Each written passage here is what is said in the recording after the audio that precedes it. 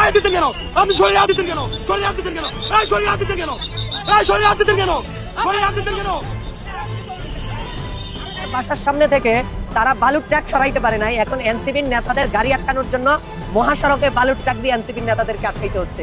কত বড় নির্লজ্জ, বেহায়া, মানে লজ্জাজনক ভাই। অন্য যা ইচ্ছা তাদের বালুর ট্রাক কেন দিবি? এটা তো ভাই মানে একটা লজ্জা শরম থাকা উচিত। ওখানে যাবই, আপনারা পয়েন্ট অফ নো রিটার্ন আমাদেরকে ঠেলে দিচ্ছেন।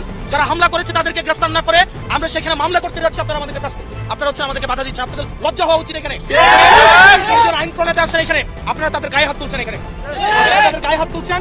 এবং এখানে আপনারা যদি পুলিশিং করতে চান, যদি বিএনপি করতে চান, পুলিশের পোশাক খুলে আপনারা বিএনপি করছেন। আপনারা একটা পৌরসভায় হচ্ছে আপনারা 144 ধারা, আপনি এখানে শ্রীমঙ্গল হচ্ছেন, আপনি আমাদেরকে বাধা দিচ্ছেন, আপনি আমাদের আইন শিখাইতে আসছেন। আমরা মামলা না করে আমরা এখান থেকে সরছি না। আমরা অনেকবার রিকোয়েস্ট করছি যে সাধারণ জনগণকে আপনারা এক সাইড দিয়ে যাইতে দেন। এতগুলো সাধারণ জনগণকে ওনারা যেতে দেবে না, এইটা ওনাদের প্ল্যান। এইটা প্ল্যান করে ওনারা এই যে সাধারণ জনগণকে ক্ষিপ্ত করে তারপর হচ্ছে আমাদের উপরে সেই 2 ঘন্টা ধরে বলতেছে ওনাদেরকে। ওনারা ওই সামনে জিজ্ঞেস করেন যে লাশের গাড়িটা যেতে দেন, সাধারণ মানুষদের যেতে দেন। পরিকল্পিতভাবে তারা করছে। শেখ হাসিনা জুলাই গণঅভ্যুত্থানে শত শত ছেলেমেয়ের চোখ কেড়ে নিয়েছে। এই সরকার, তারেক রহমানের সরকার এসে 5 মাসের মাথায় একজন কিশোরের চোখ কেড়ে নিলেন। আমরা বুঝতে পারছি এই সরকার পুরনো পথেই, স্বৈরাচারের পথেই হাঁটছে। দেশের প্রধানমন্ত্রী, আপনি নিজেই বলেন সবাই আগে দেশ। আমি মনে করি সবাই আগে মানুষ। মানুষ আগে, মানুষের মনে শান্তি আনেন। কে ভোট দিছে, কে ভোট দেয় নাই, কে কোথায় কি বলছে, কার মুখের ভাষা কি, এইসব নিয়ে যদি বিবেক করেন দেশের উন্নতি করবেন কেমনি? দেশের উন্নতি করতে পারবেন না তো। এই যে এখন মুখে তালা দিতে চাইলেন না, মুখ রুইটা দিতে চাইলেন, বাস দিয়ে বাইরে চোখ কানা কইরা দেখবেন আরো বাইরে যাবে। আরো বাইরে যাবে। শব্দ বোমা চারিদিক থেকে আসতে থাকবে। তার উপরে তো হামলা করে নাই, তাদের উপরে হামলা হয়েছে। সেটার তো বিচার হইতে হবে। সেটার বিচার না কইরা বিচার রুইটা দিতে চান পুলিশ দিয়া দেশ শাসন করবেন?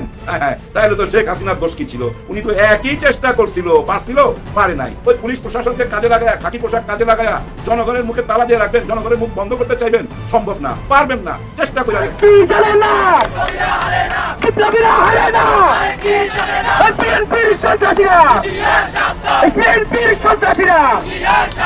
আসসালামু আলাইকুম বন্ধুরা, নতুন একটি ব্রেকিং নিউজে আপনাকে স্বাগতম। দেশ ও প্রবাস থেকে যে বা যারা আজকের এই তথ্যবহুল আলোচনা সমৃদ্ধ ভিডিওটিতে ক্লিক করেছেন তাদেরকে আন্তরিক ধন্যবাদ। তো বন্ধুরা, আজকে এমন কিছু তথ্য আপনাদের মাঝে তুলে ধরবো যা আপনারা শুনলে বা দেখলে অবাক হয়ে যাবেন। আপনাদের গা শিউরে উঠবে, চোখ কপালে উঠতে বাধ্য হবে। তো বন্ধুরা, ভিডিওটিতে একটি লাইক দিয়ে চ্যানেলটি সাবস্ক্রাইব করে চলুন পুরো ভিডিওটি দেখে আসি। আসসালামু আলাইকুম। দিনটা আজকে ভালো না। একজন বিখ্যাত সাংবাদিক কি বলতেছে এখান থেকে শুরু করি। হবিগঞ্জের সন্তান হিসেবে আজ আমি লজ্জিত। রাজনীতিকে রাজনৈতিকভাবে মোকাবেলা করাই হচ্ছে গণতন্ত্রের সৌন্দর্য। অলিউল্লাহ নোমান সাংবাদিক, ওনার ফটোকার্ডটা পড়লাম। একজন বিখ্যাত লোক, উনি কাজী নজরুল ইসলাম, কবি, ভাষা শিল্পী। আওয়ামী লীগের পুলিশ এখন বিএনপির পুলিশ হয়ে গেল। কথাটা বুঝেন? আওয়ামী লীগের পুলিশ এখন বিএনপির পুলিশ হয়ে গেল। মানুষের পুলিশ কবে হবে এই দেশে? এই শেষ লাইনটা খুব গুরুত্বপূর্ণ। মানুষের পুলিশ কবে হবে এই দেশে? কাজী নজরুল ইসলাম, কবি, ভাষা শিল্পী। পুলিশ নিয়ে কেন কথা উঠছে জানেন? দেখেন, এই ভিডিওটা দেখলে আপনারা কিছুটা বুঝতে পারবেন। হাসনাত আব্দুল্লাহ,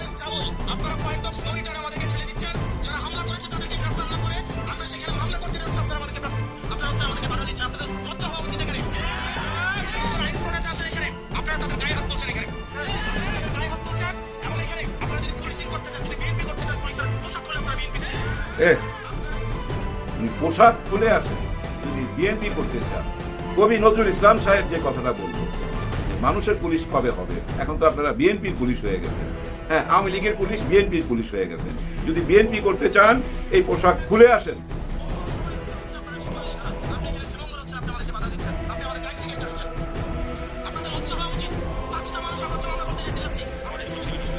ওনারা মামলা করতে যাবে। গতকালকে যে ঘটনাটা ঘটছে আপনারা তো দেখবেন। হবিগঞ্জে মামলা করতে যাবে, ওখানে 144 ধারা জারি করছে। ওইখানে কোনো মানুষ ইন করতে পারবে না আজকে, বুঝছেন? কারফুর মতোই ধরে নেন। 144 ধারা মানে আপনারা 4 জন একসঙ্গে হাঁটতে পারবেন না, একসঙ্গে কথা বলতে পারবেন না, আড্ডা মারতে পারবেন না, মানে 4 জন একসঙ্গে হইতে পারবেন না। 144 ধারা, তার মানে ওইখানে যাওয়া যাবে না। ওনারা কেন যাইতে চাইতেছে? মামলা করতে হবে তো। ভাই ব্রাদার, আপনারা দেখছেন গাড়ির উপরে হামলা করছে। হ্যাঁ, আপনাদের তো আরেকটা ভিডিও দেখাই নাই। ওইটা দেখলে তো ভাই আপনি সহ্য করতে পারবেন না। কারণ কি জানেন, এই 24-এর পরে আইসা একজন তরুণকে কেন চোখ হারাইতে হবে? কি বা বয়স হয়েছে তার? গতকালকে ওই যে হামলা হয়েছিল, যে রড দিয়া চোখের মধ্যে গুতা মারছে, একটা চোখ নাই। আরে কি বয়স দেখেন।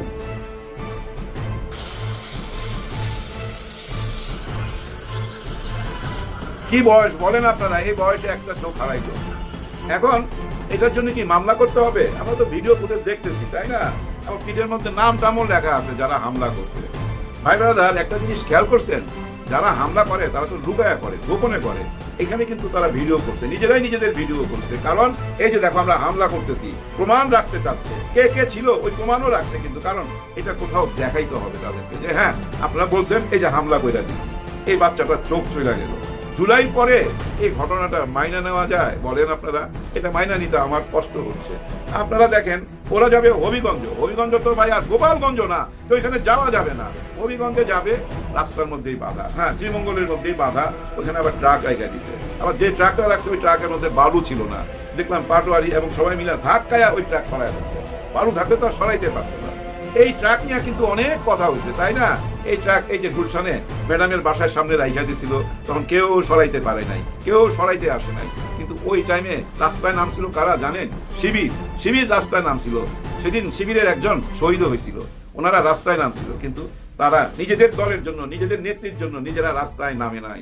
কত রকম কথা তো শুনছি আমরা, তাই না? শেখ হাসিনা কি বলতো, আমি এটা মুখে আনতে চাই না। আমাদের মাননীয় প্রধানমন্ত্রীকে যে শব্দটা ব্যবহার করতো আপনারা তো জানেন, যা তা বলতো। কই কাউকেই তো দেখলাম না কোনোদিন একটা মানব বন্ধন করতে। আজ আপনারা ক্ষমতায় আছেন বইলা এই দুঃসাহস দেখাইতেছেন। ঠিক হুবাহুব ভাই, একেবারে ডুপ্লিকেট, কপিরাইট খেয়ে যেতে পারে তো, যে আমরা যা যা করতাম তোমরা ঠিক তাই করতেছো। এই মুহূর্তে ভাই হেলমেট ছাড়া খালি, ওনাদের হেলমেট থাকতো ছাত্রলীগের, তাদের হেলমেট নাই। দেখবেন আগামীতে যারা হেলমেটের ব্যবসা করেন, আপনার দোকানে মাল উঠান, এই হেলমেট বিক্রি হবে আগামীতে, অনেক বিক্রি হবে। দাম বাড়ায় দেন, ডবল দামে কিনা নেওয়া যাবে, কারণ এই হেলমেট বাহিনী আবার রাস্তায় নামতেছে।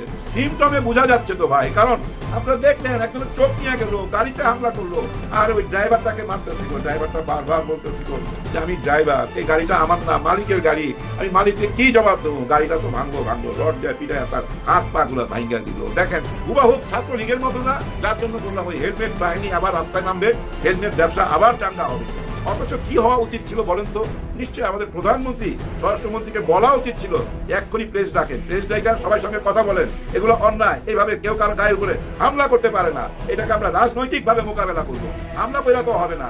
আর আমাকে যখন বলতেছে আমি তো গায়ে মারতেছি না, এই বার্তাটা দিয়ে দেন সারা দেশের মধ্যে, তাহলে বিশৃঙ্খলা বন্ধ হয়ে যাবে। হ্যাঁ, মাঠ পর্যায়ে একটা মেসেজ চলে যেত যে প্রধানমন্ত্রী বলে দিছে এটা নিয়ে হামলা টামলা করা যাবে না, যার যা ইচ্ছা বলার স্বাধীনতা আছে। কেন বলবে না?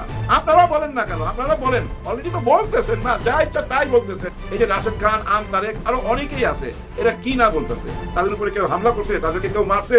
মারে নাই। বলতে দেন না, বলতে বলতে কাহিল হয়ে যাবে তো। কিন্তু এই যে হামলাটা করলেন, আবার আজকে মামলা করতে দিচ্ছেন না, পুলিশ দিয়ে যে ঠেকায় দিলেন, পুলিশের ইমেজটা কোথায় গিয়া দাঁড়াইলো? হ্যাঁ ভাই, পুলিশ বা কি করবে বলেন? পুলিশকে তো হুকুম পালন করতে হয়। পুলিশ মানে হুকুমের দাস ভাই, উপর থেকে যে অর্ডারটা আসবে সেটাই পালন করতে হবে। অর্ডার করছে যাও শ্রীমঙ্গলই আটকায় দাও তাদেরকে, যেন হবিগঞ্জে ঢুকতে না পারে। ওইখানেই আটকায় নিছে, বৃষ্টি হইতেছে ভাই, ওর মধ্যে পুলিশও ভিজতেছে, এনসিবি ওরাও ভিজতেছে, রাস্তার মধ্যে দাঁড়ায় রয়েছে, গাড়ি ঘোড়া বন্ধ, সব কিছু অচল, পুরো হবিগঞ্জই অচল। কিন্তু সরকার যদি একটা প্রেস কনফারেন্স করতো, অসুবিধা কি ছিল? প্রেসের সামনে যদি বলতো স্বরাষ্ট্রমন্ত্রী এই কাজটা ঠিক হয় নাই, এবং যারা এই হামলাটা করছে তাদের 2-4 জনকে ধরলে অসুবিধা কি?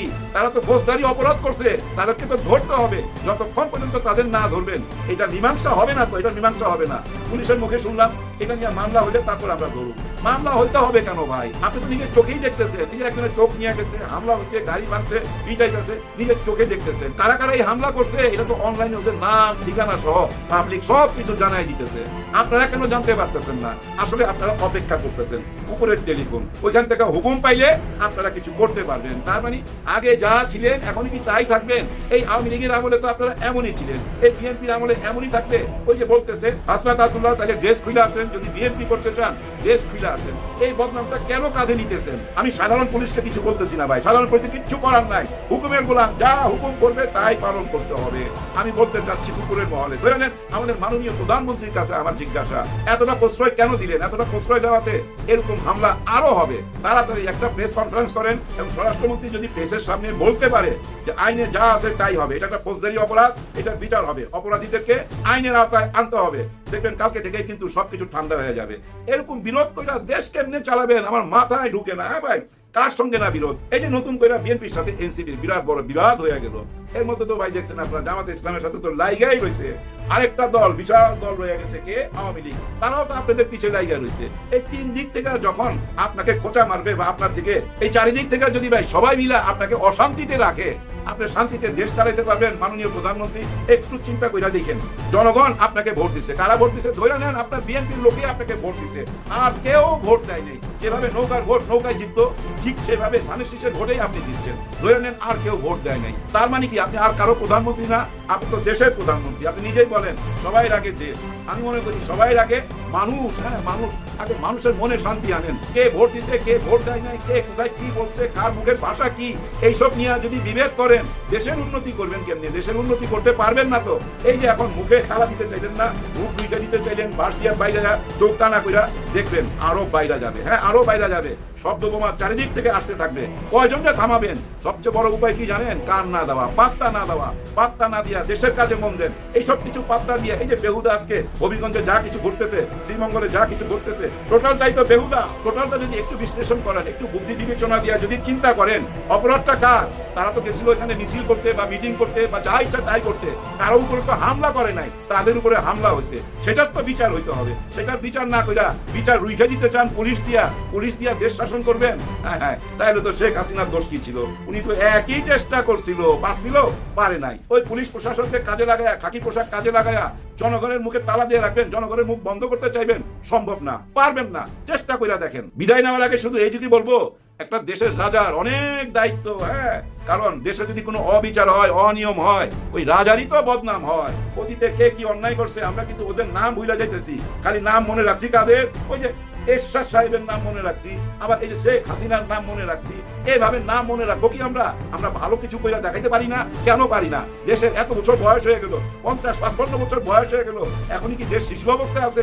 নিশ্চয়ই না। এই ভুল রাজনীতি থেকে বাইরে আসতে হবে, গাদ্দারি থেকে বাইরে আসতে হবে, নিমক হারামি থেকে বাইরে আসতে হবে। দেশের জনগণের মনের কথা বুঝতে হবে। যদি না বুঝতে পারেন, ওই যে কুকুরালার বিচার যেটা হবার সেটাই হবে। আমরা অপেক্ষা রইলাম। সবাই সবার জন্য দোয়া করবেন, দেশের জন্য দোয়া করবেন। আল্লাহ হাফেজ। তো প্রিয় দর্শক, আজ এই পর্যন্তই ছিল আমাদের বিস্তারিত সংবাদ। যদি আপনাদের কাছে এই তথ্যগুলো ভালো লেগে থাকে, তাহলে আমাদের চ্যানেলটি সাবস্ক্রাইব করে ভিডিওটি একটু শেয়ার করে আমাদের পাশেই থাকবেন। তো বন্ধুরা, আপনারা ভালো থাকবেন, সুস্থ থাকবেন। আজকে এই পর্যন্তই বিদায় নিচ্ছি। আল্লাহ হাফেজ।